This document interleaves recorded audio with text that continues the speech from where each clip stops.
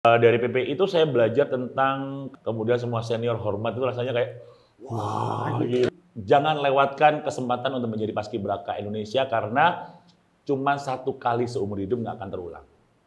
Sosok inspiratif atau contoh dari pemuda-pemuda seumuran kalian gitu sih. Jadi banggalah menjadi paskibraka Indonesia. Kalau disuruh ngulang lagi masih mau nggak? Mau.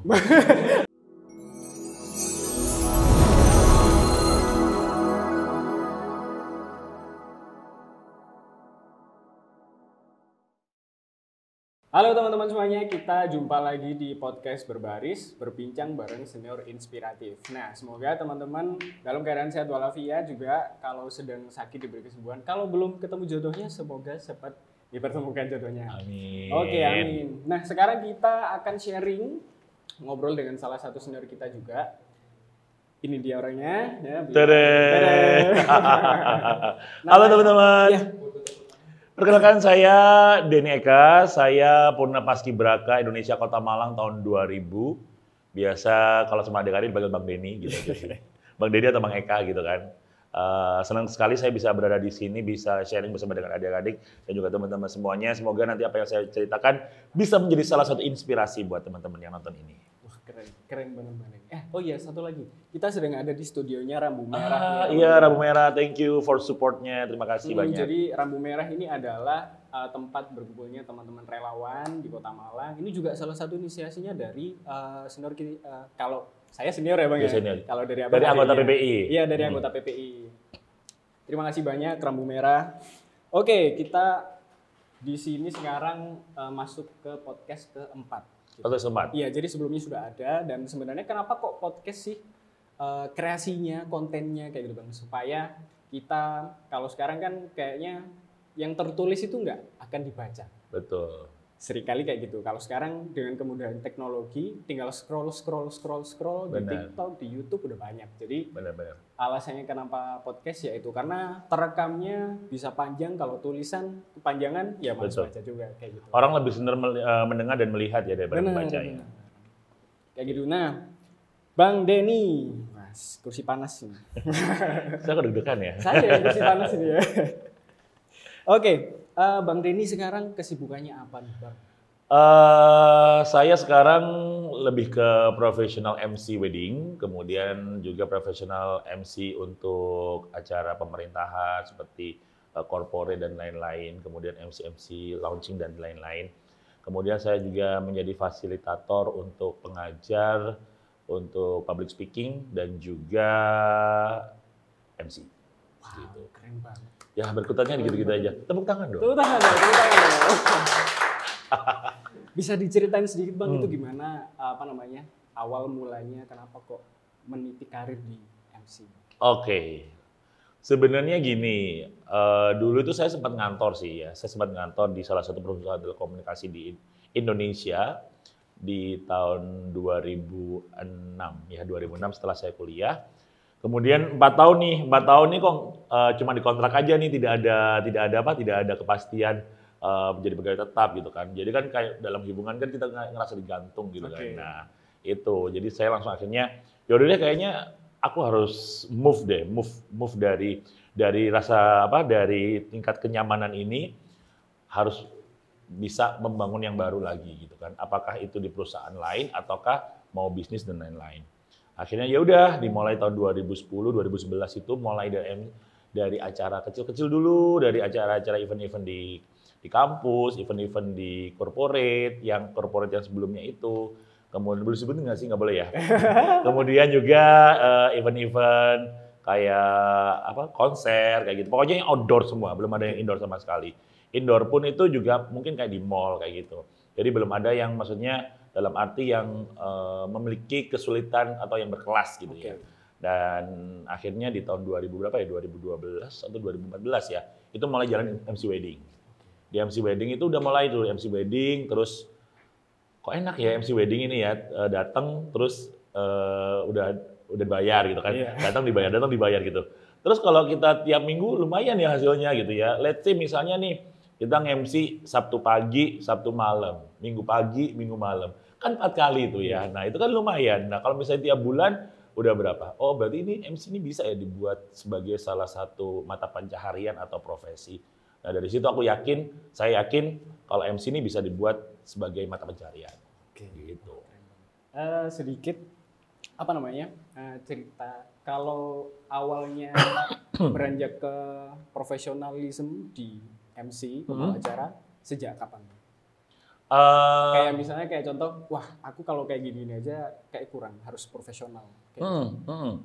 Jadi semua itu berjalan apa ya, kan? Berjalan kayak ngikut aja gitu saya. Jadi awalnya sih pada waktu itu belum kenal adanya kayak misalnya kontrak, belum kenal adanya kayak price list. Akhirnya dituntut sama ayo kamu ada price list dong, kamu harus ada kontrak dong dan lain-lain. Akhirnya jalan ke profesional kontrak.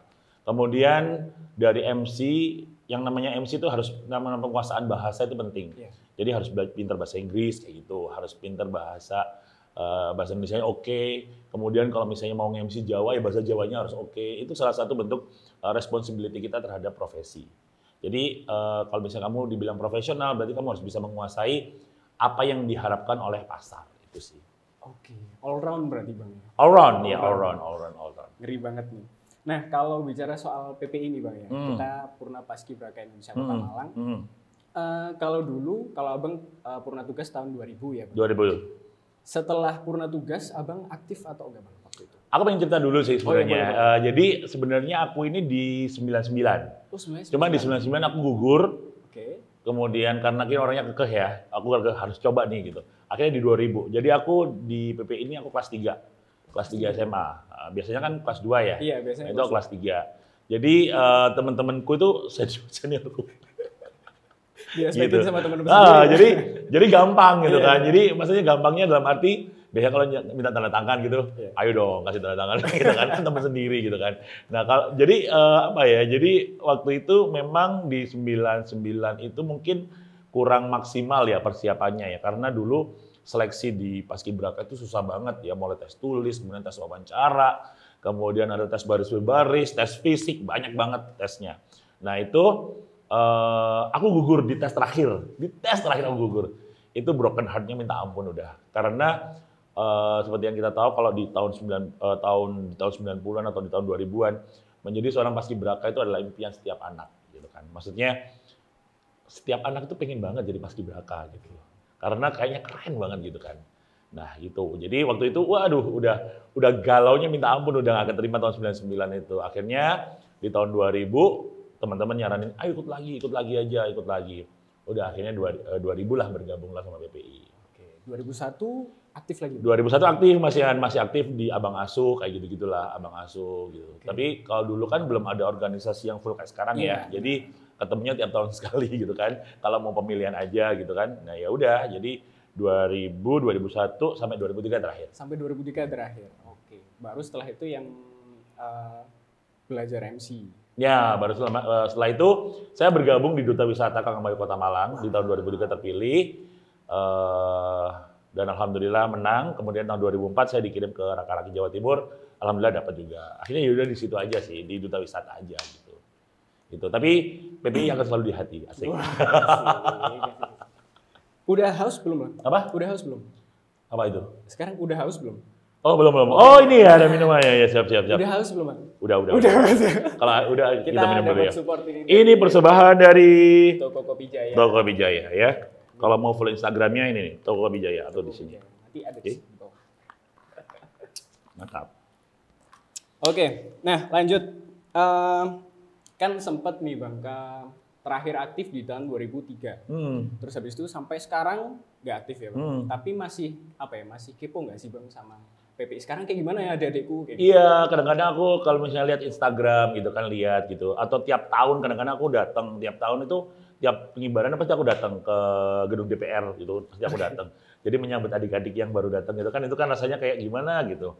Karena aku sempat ngerasain juga ketika kita habis pengibaran, kemudian semua senior hormat itu rasanya kayak wah gitu kan. Terus pada waktu penurunan orang tua datang itu rasanya udah deh, it's more than everything buat aku gitu. Nah dari situ aku belajar tentang gimana percaya diri, kemudian gimana rasa bangganya kita kepada diri kita sendiri. Tapi bukan sombong ya maksudnya itu. bangga sama perjuangan kita, sama apa yang kita perbuat selama ini, itu ternyata di-appreciate oleh orang-orang. Nah itu aku juga pengen meng-appreciate adik-adik yang sudah berjuang selama 1 bulan yang pernah aku rasakan, yang aduh gila deh kalau misalnya kita tahu gimana latihan fisiknya, persiapan untuk pengibaran itu, keringat dan air mata pokoknya ya. Hujan-hujan minum air hujan. Ya, minum air hujan. Ada sisa makanan harus dimakan ber-80 gitu kan. Oke, nah kan cukup lama juga ya Bang, dari PPI yang tahun 2000 sama sekarang udah 2023. 23 tahun ya? 23 tahun berarti Bang. Tua ya saya. Nah, seberapa gede sebenarnya manfaat dari PPI yang Abang rasain sampai sekarang? Ada nggak sih yang masih lekat gitu? Aku tuh percaya apa enggak ya, sampai sekarang tuh juga karena mungkin ada Instagram ya, jadi masih temenan sama teman-teman yang 2000 ya, teman-teman 2000. Masih ada sahabat-sahabat yang masih apa ya, masih ya mungkin dulu satu pasukan ya. Aku dulu kan di 45 atau 45 depan, penjuru banget. Jadi masih ada tuh yang ayo kamu kurang lurus itu, udah itu masih terngiang-ngiang gitu kan. Nah, itu kita masih berteman sampai sekarang dan dari PPI itu saya belajar tentang kedisiplinan pasti, kemudian percaya diri pasti. Terus jiwa korsa. Jiwa korsa itu maksudnya yang kebersamaan. Oke. Kemudian apa ya, segala sesuatu memang harus pengorbanannya harus luar biasa gitu loh. Dan tidak ada hasil yang mengkhianati usaha. Itu saya percaya sekali. Jadi dari situ sih nilai-nilai yang saya ambil dari saya gabung sama PPI. Dan itu Abang jalanin sampai sekarang juga? Sampai sekarang. Sambil kerja ya Bang? Iya, jadi dari PPI itu saya belajar tentang never give up. Oke. Di PPI saya bisa kok misalnya mengulang lagi. Kalau misalnya kita gagal, kenapa nggak kita ulang selama kita masih ada kesempatan. Dan itu pun juga berlaku untuk sekarang, misalnya di dunia kerja, ataupun di dunia kampus, dan lain-lain. Apapun itu, kalau misalnya kita masih ada kesempatan, tapi kalau misalnya kita masih gagal, coba terus. Karena seperti yang kita tahu bahwa kegagalan adalah kesuksesan yang tertunda. Gitu. Nanti kita tunggu, kan ini kan apa namanya, quotes ya, nanti kita tunggu di akhir ada something ya nanti di akhir ya. Abang siapin diri dulu. Oke, sebegitu gedenya manfaat yang Abang rasakan, walaupun sebenarnya itu cuma berlangsung selama berapa bulan gitu. Tapi impact-nya sampai sekarang 23 tahun juga masih kerasa, walaupun impact-nya benar. Walaupun sebenarnya dari 23 tahun itu nggak cuma paski aja yang Abang lakuin, betul ya Bang? Iya benar. Bisa dari setelah paski misalnya dapat, wah ini aku kemauan kuat, aku 2000 tahun 99 nggak lolos nih, tahun 2000 coba lagi nih. Terus akhirnya sampai sekarang bergelut di dunia keprofesionalitasan dalam MC. Iya. Nah, itu keren banget sih. Nah itu bisa jadi apa ya, refleksi kita juga, baik yang PPI maupun yang non PPI, teman-teman semuanya, keep on motivate yourself. Betul. Itu betul. benar banget ini. Betul. Dan perlu kalian tahu bahwa kalau misalnya kalian udah masuk Paskibraka, saya yakin kalau misalnya mau daftar kerja dan lain-lain itu akan menjadi referensi yang baik. Karena kalau misalnya udah lolos Paskibraka, pasti pertama pasti fisiknya oke. Kedua pasti dalam tanda kutip pasti tinggi, pasti oke visual fisik, pasti cakep nih, ceweknya cantik, cowoknya ganteng, pasti attitude-nya bagus, pasti disiplin. Udah ada tuh, kalian udah kebayang tuh orang yang mau nerima kalian di pekerjaan. Oh dulu Paskibraka, oh pasti orangnya disiplin gini. Nggak tahu ya di belakangnya ya gitu. Pun juga kalau misalnya kayak duta wisata, oh kalau duta wisata pasti adanya gini. Nggak akan jauh beda dengan Paskibraka gitu. Jadi kalian adalah sosok inspiratif atau sosok contoh dari pemuda-pemuda seumuran kalian. Gitu sih. Jadi banggalah menjadi Paskibraka Indonesia. Keren banget. Apa ya? Mungkin ada pesan atau kesan, mungkin harapan pribadi Abang tentang PPI ataupun orang-orang yang sebaya saya mungkin ya Bang. Sebaya saya masih seumuran ya Bang? Kita masih seumuran. Seumuran. Ya. Ya, kamu seumuran, ommu seumuran saya. Pesan atau harapan pribadi nih Bang, khususnya untuk PPI atau mungkin khususnya juga buat teman-teman yang sedang giat mengusahakan dirinya, aktualisasi diri dan lain sebagainya. Iya. Monggo. Begini, rentang menjadi Paskibraka Indonesia ini kan cuma 2 tahun ya, kalau nggak usia 17, usia 18 ya nggak sih? Ya. Dan manfaatkan 2 tahun itu, jangan sampai kelewat. kadang-kadang saya sempat nyesel ya, misalnya nih ada adik saya atau teman adik saya yang sebenarnya dia sangat berkompeten masuk ke ke Paskibraka Indonesia, tapi karena tidak mau dan akhirnya dia ada penyesalan. Nah itu saya nggak ingin terjadi. Jadi mumpung sekarang misalnya nih ada teman-teman atau siapapun yang menyaksikan ini yang pengen jadi Paskibraka, manfaatkan waktu ini ya. Kalau misalnya tahun ini ya persiapannya harus oke. Kalau misalnya masih tahun depan juga persiapannya harus oke. Jadi jangan lewatkan kesempatan untuk menjadi Paskibraka Indonesia karena cuma satu kali seumur hidup nggak akan terulang. Ya nggak sih? Nggak akan terulang kan? Nggak akan terulang. Nggak akan terulang kan? Kalau disuruh ngulang lagi masih mau nggak? Mau. Ada ketawanya dulu.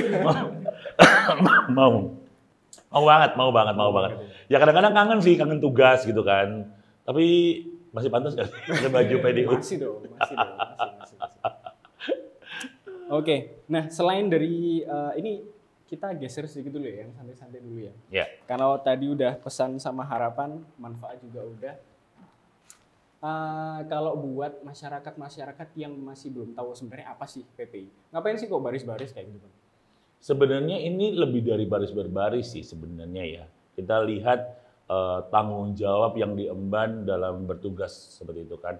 Memang selama ini ya alhamdulillah kerja kita, maksudnya kita menjalankan tugas secara lancar. Coba kalau misalnya nih benderanya nyangkut atau apa atau tiba-tiba ada serangan, itu kan tugas dari dari Paskibraka Indonesia yang harus melindungi bendera gitu kan. Dan bendera ini adalah kalau menurut saya bendera ini adalah apa ya, kebanggaan bangsa gitu loh.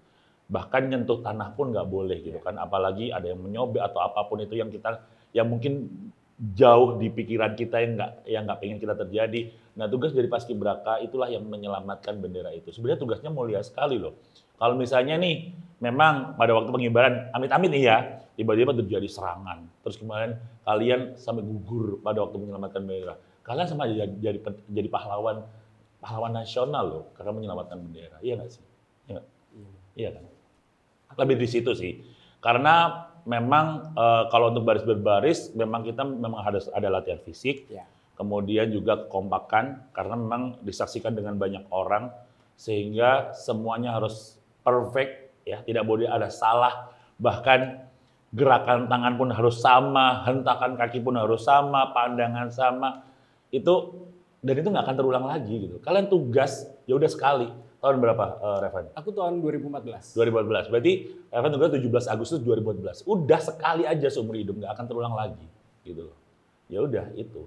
Karena memang feel momennya beda. Beda banget. Kalau ketika kita udah pernah tugas, terus kita cuma nonton di Tugu Kota Malang ya, Tugu Malang, terus kita lihat, brak gitu. Ya bangganya minta ampun. Bahkan setiap tahun pasti, misalnya nih ya, setiap tahun ada perayaan HUT RI. Ya. Saya masih pajang foto saya Paskibraka waktu itu. Jadi foto saya di Pak Karmen itu masih ada. Almarhum Pak Karmen itu masih saya scan, ya saya simpan di handphone. Tiap tahun tampil itu ya foto dari Pak Karmen itu. Ya semoga Pak Karmen tenang di sisinya. Ya, amin. Oh iya Bang, tadi kan haus nih. Sekarang lapar nggak? Oke, lapar. Lapar ya.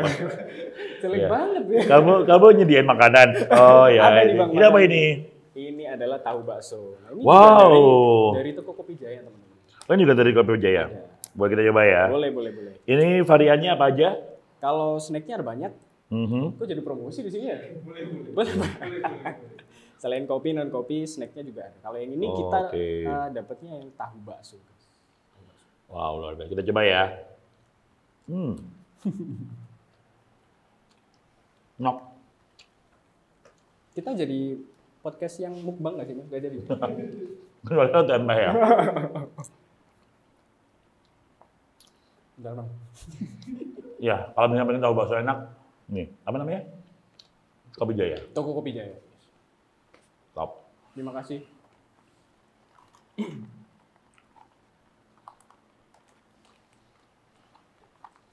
Wah. Ini dikat dulu boleh nggak? Oke. Kalau sekarang nih Bang, Abang lihat adik-adik yang lagi ikut paskibra ataupun ekskul lain di sekolah ataupun yang tingkatnya kota bahkan provinsi atau nasional, entah itu secara langsung atau lewat TV, kalau sudut pandangnya abang bukan dari orang PPI, mari let's say kayak gitu, yang abang rasain pertama apa? Yang keluar, ngapain sih orang-orang kayak gitu? Oh enggak pernah seperti itu aku mikirnya. Karena kalau misalnya nih aku orang awam ya ngelihat kayak gitu, ya pasti kalau misalnya lihat Paskibraka itu pasti orang-orang pasti bangga kok gitu. Nggak ada yang lihat apain tuh baris-baris doang, nggak mungkin gitu kan.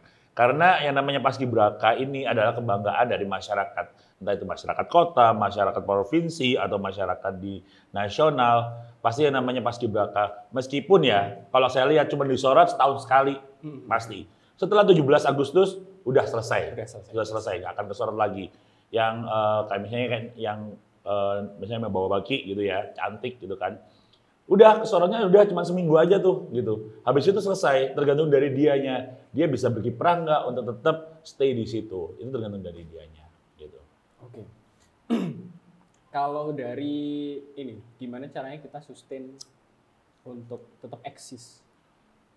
Mau dari teman-teman yang lagi bikin konten selain PP Kota Malang. Khususnya buat teman-teman yang anak muda-muda lah ya. Sekarang kan kreatif banget. Anak-anak muda sekarang sering banget bikin konten di TikTok. Mau itu yang cuma gimmick dan sebagainya atau yang benar-benar memang mereka wah ini kayaknya masuk nih aku jadi konten kreator kan. Kan kalau dari tadi abang di MC ya sekarang udah profesional banget. Nah ini buat teman-teman yang sedang mengusahakan itu. Sebenarnya kalau misalnya kita berbicara tentang sosial media itu memang kreativitas itu penting banget ya. Kadang-kadang itu kita cuma diem aja gitu, apa-apa udah viral.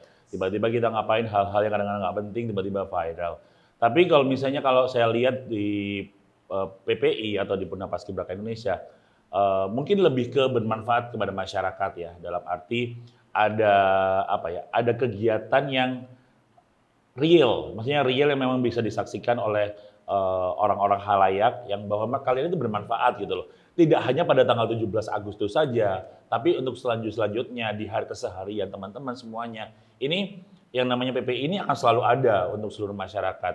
Ini adalah gerombolan pemuda terpilih, kalau saya lihat gerombolan pemuda terpilih yang diusahakan nantinya akan bisa menjadi inspirasi untuk pemuda-pemuda yang lainnya. Tidak hanya pada tanggal 17 Agustus saja, tetapi di tiap harinya gitu loh. Jadi kalau misalnya kita bilang quote of the day adalah setahun menjabat seumur hidup menginspirasi itu. Setahun menjabat seumur hidup menginspirasi. Cocok gitu. Sama ini ya, nama podcast kita ya, Berbaris. Inspiratif sekali. Iya, jadi harus seperti itu. Keren jadi menginspirasi itu memang harus ada tindakan nyata ya, tindakan nyata. Kemudian kita memberikan contoh yang baik sehingga orang-orang terinspirasi oleh kita gitu kan. Mungkin kalau misalnya cowok-cowok mungkin bisa dengan gaya hidup sehat gitu kan, gaya hidup sehat. Kemudian di sosial medianya dengan berolahraga, akhirnya mengajak semuanya yang mungkin yang pemuda-pemuda lain yang tidak hidup sehat, akhirnya hidup sehat. Nah kayak gitu-gitu kan bisa bermanfaat. Gitu. Harus ada produknya, harus ada produk, actionnya harus ada. Misalnya nih PPI Kota Malang ngadain apa ya misalnya yang senam-senam itu apa kayak misalnya untuk kayak push up dan lain-lain kayak gitu-gitu loh.